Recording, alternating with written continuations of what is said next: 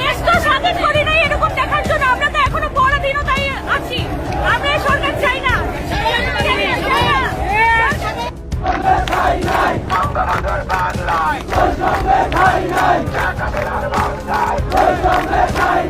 শেখ হাসিনাকে দেশে ফিরিয়ে আনতে এবার মাঠে নামো জনসাধারণ। 5 তারিখের গণ অভ্যুত্থানে দেশ থেকে পালিয়ে যান শেখ হাসিনা।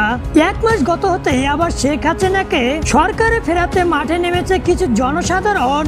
ইতিমধ্যে শেখ হাসিনার বেশ কয়েকটি ফোন আলাপ ফাঁস হয়েছে, যেখানে তিনি বলেন তিনি খুব কাছেই রয়েছেন, খুব সহজেই ঢুকে যাবেন বাংলাদেশে। তিনি পদত্যাগ করেননি, তাকে জোর করে দেশ থেকে বের করে দেওয়া হয়েছে। তিনি এখনো বাংলাদেশের প্রধানমন্ত্রী।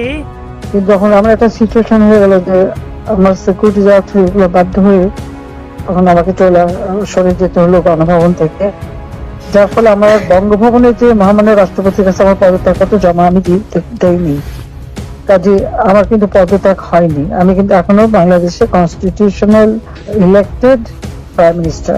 শেখ হাসিনার এমন বক্তব্যের জবাবে বিপি নূর বলে, শেখ হাসিনা বাংলাদেশে এলে তাকে ধরে কেরানীগঞ্জ বা কাশিমপুর কারাগারে থাকার ব্যবস্থা করা হবে। আসেন চট করে আপনাকে ধরে কেরানীগঞ্জ কিংবা কাশিমপুরে থাকার ব্যবস্থা করে দেওয়া। বর্তমানে শেখ হাসিনার নামে 120টির অধিক গুম খুনের কেস রয়েছে। শেখ হাসিনাকে দেশে ফেরাতে মাঠে নেমেছে কিছু সুবিধাবাদী লোক ও তার নেতাকর্মীরা। বাংলাদেশকে অস্থিতিশীল করাই এদের লক্ষ্য।